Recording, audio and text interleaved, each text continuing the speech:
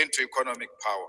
As our forefathers in the liberation struggle in the African continent said, political power without economic power is meaningless. Mr. President, you indeed spoke like a badly wounded buffalo yesterday. You spoke like a given up soul. Nothing inspirational came to less than 50%. How on earth do you repeat a Sona speech that Here we go again. made you lose elections? You were saying to South Africans yesterday, in no so many ways, that you learned nothing out of these historic elections to an extent that you want to continue business as usual. We grew up being told that some of you were collaborators, but we gave you some benefits of the doubt. It was said in this house that you personally wrote a letter to the apartheid police accusing your fellow comrades of planting communist ideas in your head, and we refused to believe that story at that time. It now makes sense that despite the apartheid regime being so oppressive against all freedom fighters, you peacefully and uninterruptedly attended university and you were given your first job by the ambassadors of apartheid, capitalism, and colonialism. Without a hassle, you... Did you see the president's reaction? Bought yourself a first car and a house with the assistance of the Open Foundation, which was anchored by the Ruperts and the Oppenheimers, while your comrades were sleeping under trees in exile and languishing in jails. We asked ourselves as to how did you form a union of mine workers without being a mine worker? Can't you know?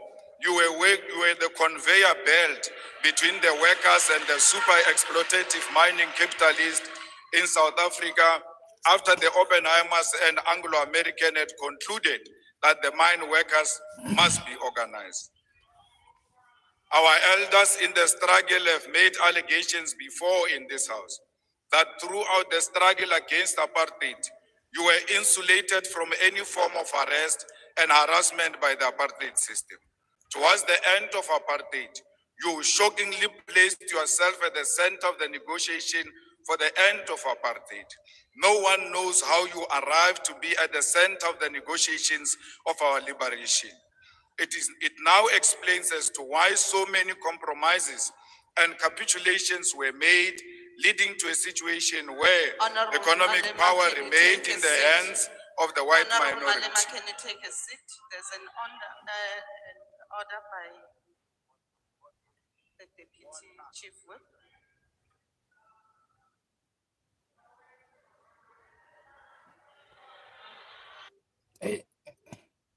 What is happening in Parliament there is bigger than us.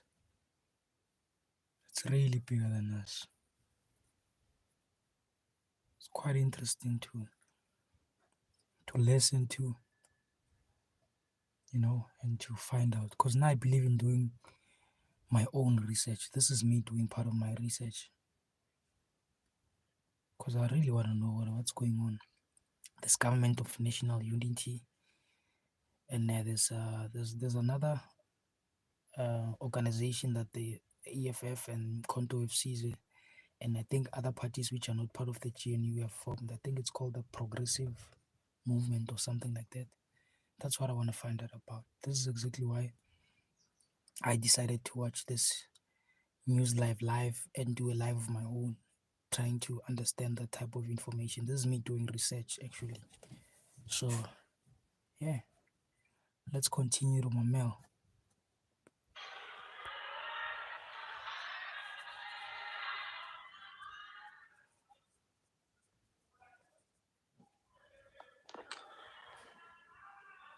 Oh yeah, and welcome back to my channel. Honorable. Thank you for joining the live. We are reacting to Julius Malema opening of Parliament debate. We are reacting to that. Political views. So broaden your political mind, think openly, and listen and learn. That's the basis of this reaction, to learn and to listen. Honorable Chairperson of the NCOP, you instructed Sleeping. that the Honorable Look, the president is sleeping. Who's that person there? Looks like the Ramaphosa. Who's that person? Look, Odzela. Bakhalebe ba banyakiri ka mo palamente ka. member, Honorable Malima, must sit down before I raise my point of order. Honorable House Chairperson, Honorable Chairperson of the NCOP, the Honorable Malima is casting aspersion on the President, on the persona of the President. Can he please bring in a substantive motion to support his statements that is making in the House? Thank you. It's too much. Thank you very much, much. Honorable Chief Whip. The order is sustained. Rules does make provision that if the member imputes improper motive against another member, you may do that by way of a motion, and therefore that has to be substantiated. And therefore, Honorable Malima, can you then proceed with your speech? I see there's another point of order that's been raised from DA. Withdraw what? Thank you, Madam House Chair. Madam House Chair, I rise on a point of order in terms of Rule 92.10, which indicates that when a point of order is raised during the debate, the member called to order must resume his or her seat, and after the point of order has been stated, the presiding officer by the member raising it, the member raising the point of order must likewise immediately resume his or her seat when she has concluded his or her submission. Madam House Chairperson, can I just get clarity on the fact when the Deputy Chief Whip of the ANC raised the point of order, the member at the podium remained standing, and I would just like your ruling on that. Thank you. Honorable Malema, we have requested that you take your seat, but despite that, thank you very much. As I have ruled on the previous order, that was raised by the Chief Whip, Honorable Malema, can you take your podium and apologize on what you've just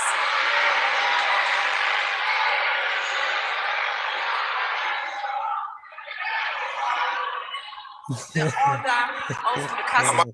Do you think he's going to apologize? I highly doubt it. Let's apologize for not sitting down.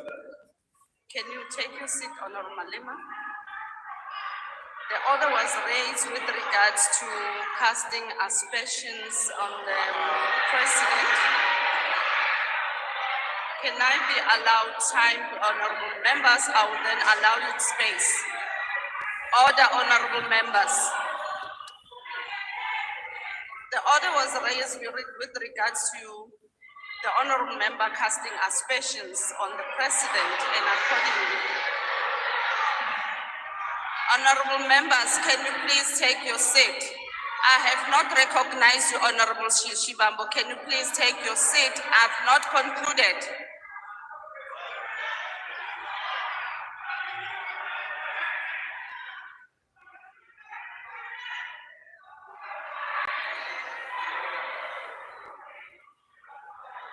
Mkhonto wesizwe. Honorable member, can you allow me please to conclude? Honorable Malema, you can take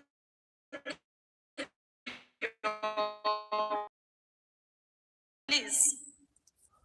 Can you please withdraw, or rather not repeat what you have said earlier on as you proceed with your speech? Honorable members, please, can you? Honorable members, honorable members. Honorable Malema, can you sit down? Honorable Shibambo. Listen. On a point of order, House Chair, we are going to forgive you because we are new. You don't know the rules of this parliament. When a point of order is raised, you must specify one, the rule, and the specific sentence or a phrase that you say this is a violation of the rules of the National Assembly. What the Commander-in-Chief is doing is to give a political characterization of a phenomenon. That is a point of debate. It's not casting aspersions. How else do we deal with political questions without giving context to what got to transpire to where we are now? Where else do we say that except here in this parliament? You can't suppress political debate because of your misinterpretation and misunderstanding of the rules. Please allow the speech to finish. And then when we later on go to Rules Committee, we're going to illustrate to you with proper evidence when we're inducting you that the rules do not say what you are saying that you must withdraw. Please be patient with this process.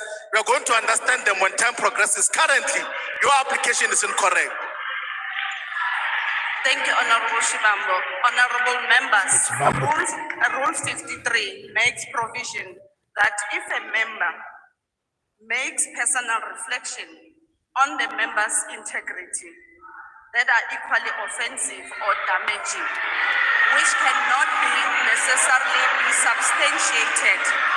Therefore, that should be done by a way of a motion so that a member can substantiate what he's been saying. At this point in time, Honorable Malema has cast aspersion against the president, which needs to be substantiated accordingly, and therefore the order remains sustainable.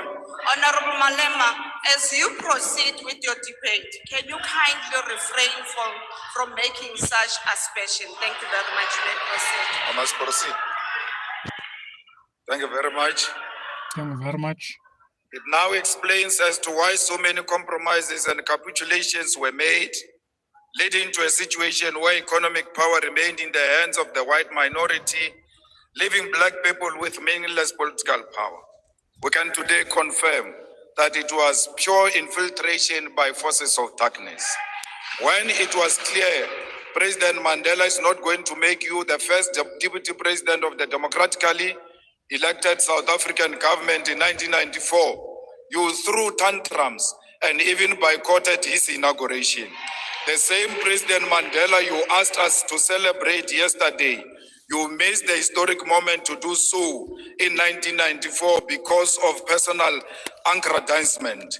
Like many people in South Africa, I stood here in this house and said we will give you the benefit of the doubt, believing that the allegations against you of being a collaborator might not be true.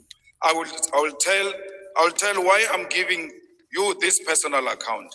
It is necessitated by your activities, actions, and decisions over the past weeks since the electoral defeat of the former liberation movement, which demonstrated clearly that in the battle against neo-apartheid and neo-colonialism, you chose the side of the oppressor like you did in the past, yet pretending to be with us, the oppressed people. Why will the apartheid beneficiaries say that among all black political leaders, you are the only one they can work with to an extent that you are called a better black with a better accent, and you believe them over us? They call us criminals who must be arrested, whether we have committed any crime or not, because we disagree with them politically, and you believe them over us. Your own brothers and sisters who come from Shawela and Venda with you are today looked down because of you. You have committed to be a representative of the oppressor. The white capitalist establishment is willing to turn a blind eye to even serious allegations of wrongdoing against you because through you, they believe that they will perpetuate the exploitation of the oppressed class and reverse the gains of the political freedom attained in 1994. It doesn't matter what you say, but we want to state categorically that the coalition between the Democratic Alliance and the former liberation movement is a sellout position typical of collaborators who sacrifice and compromise the struggle against apartheid and colonialism. White minority arrogance has increased under your term of office. You should have seen them yesterday when you were speaking. It was like you are a true Tabaneka Koko Helen Zille.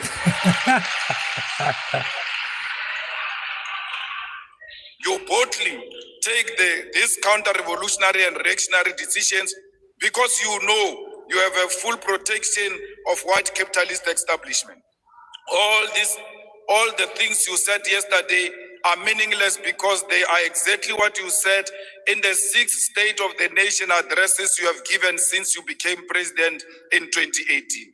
None of the commitment you made during this State of the Nation addresses have been met. You state here that the vision you are operating under is still the National Development Plan Vision 2030, whose targets have never been met and will never be met.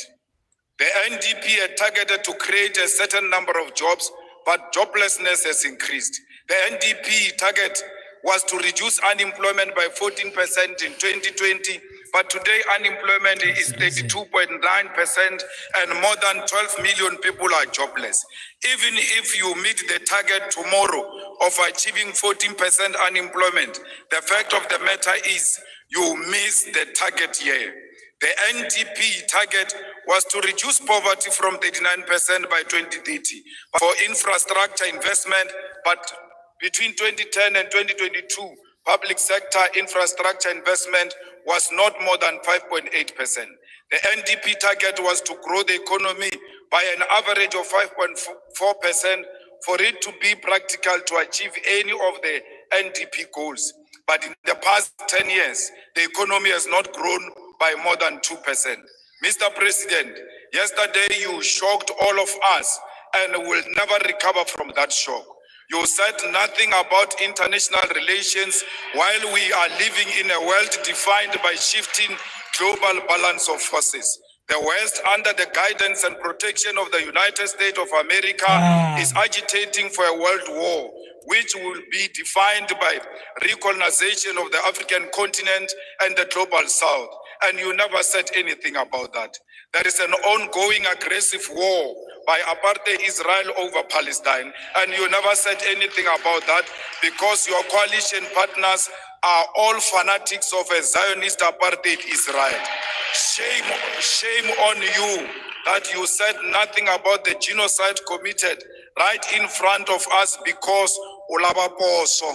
You chose glory over the dying children and women of Palestine because you are scared to offend your coalition partners.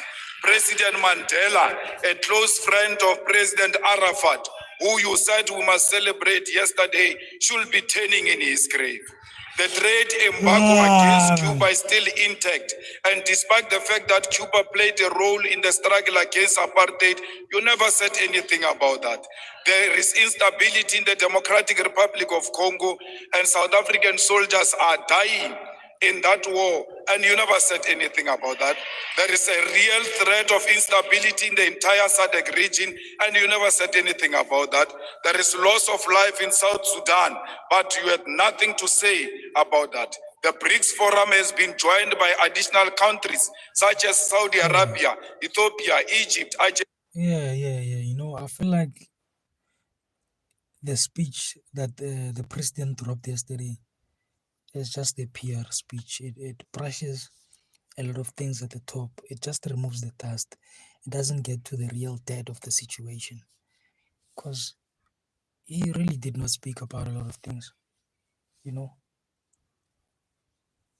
this politics, man. Politics is layered, you know. You need to peel it, each and every layer. You have to peel it. It's like an onion. Somebody will give you this version. Somebody will give you the other version. Somebody will give you the bottom version. It's politics. It's politicking.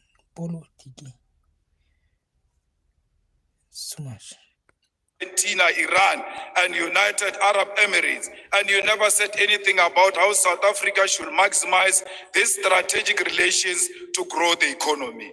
The North Atlantic Treaty Organization, NATO, is agitating for a world war through its admission of Ukraine into NATO alliance, and you never said anything about that. This is happening while South Africa has discovered strategic oil and gas natural resources, which in itself, Minister Mantashe, is a cause for global security. But your president said nothing about that. Even if the global balance of forces does not matter to you, there is nothing tangible you said about the high levels of crime happening in South Africa. In the past year, South Africa had more than 27,000 murder cases, and you never said anything about that. Are we being handed over to the imperialist takeover as South Africa? Mr. President, there are more than 300,000 students who have passed and attained their certificates, diplomas, and degrees, but all universities and universities of technology, huge amounts of money. We must cancel student debt and introduce free decolonized education now. You claim to have created 2 million jobs through your presidential employment stimulus, but there are no additional 2 million jobs that were created since you took office in 2018. And if you want to argue this point, go and argue with Stats SA. Another issue we need to highlight is that Kusile Power Station added an additional 800 megawatt into national grid 2 weeks ago. You never mentioned anything about that. Instead, you chose to mention 256 megawatt of unreliable energy by independent power producers, which was plugged into the grid in the Northwest Province. This is an evidence that in addition of selling fictional buffaloes at Palapala, you are also a salesperson for independent power producers. These independent power producers were at the center of why South Africa experienced perennial load shedding for years until 2 months before the elections. The land which our people desperately needed for human settlement, agriculture, public service, and business was left in the hands of the oppressors. Our people were told about willing buyer, willing seller, in a situation where violence and genocide were used to learn dispossession of the Khoi, the San, and all indigenous people of our country. We'll amend Section 25 of the Constitution in our lifetime to allow expropriation of land without compensation. South Africa, our country is being traded. We, the progressive forces, need to constitute an alternative radical agenda. Let us do everything in our power to rescue our country from being traded on a silver platter. We call on all workers' movement, civil society, religious leaders, and traditional leaders to reject this grand coalition led by DA under the pretense of the so-called government of national unity. We as the EFF will not form part of a factional and a decoy of the so-called national dialogue, which happens after the government has already committed budgets and programs to this agenda. We are not in the business of talk shows. We are in an agenda to realize through economic emancipation of our people, and no matter what it takes, we will never associate with the collaborators and the sellout agenda of the establishment. Erekele botse nonyana phaku ibia le tee a re tshushike maru a utla bosele motho wa ba le matric wo asankang aba subjected to a peer review comes here and calls us VBS looters. I understand the mind of a rat will not comprehend that is actually sitting with VBS looters themselves in the government of national unity. The same matriculant is a beneficiary of the loot of 20 billion of Steinhoff that was invested by public investment, by PIC. No amount of nonsensical threats of arrest can silence us. Not even death can silence us, because Mama Winnie Madikizela Mandela's voice has multiplied. Ours is a generational mission. We shall overcome. Victory is certain. We want to tell you now, your days are numbered. Thank you very much.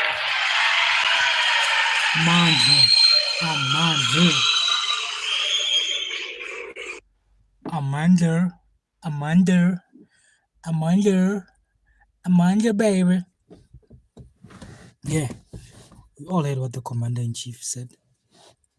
We all know it's facts. We all know it's facts. We all know it's true. We all know it's real.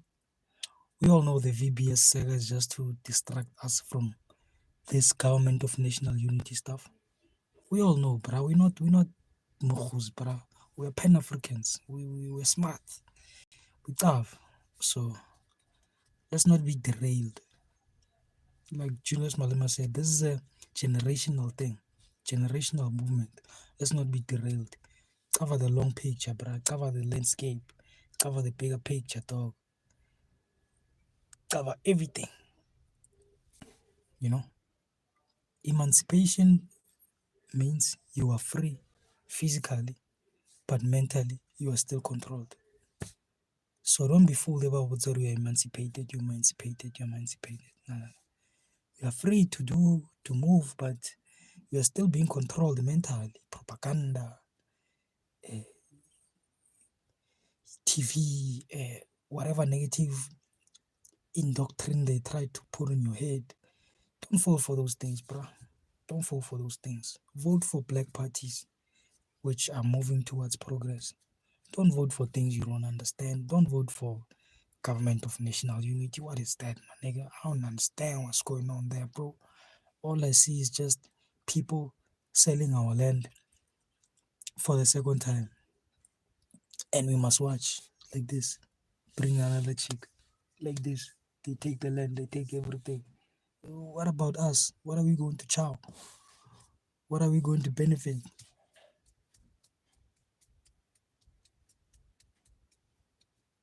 It's crazy, South African. South African youth, this goes out to you. Wise up. Wake up. It's a new era. Peace.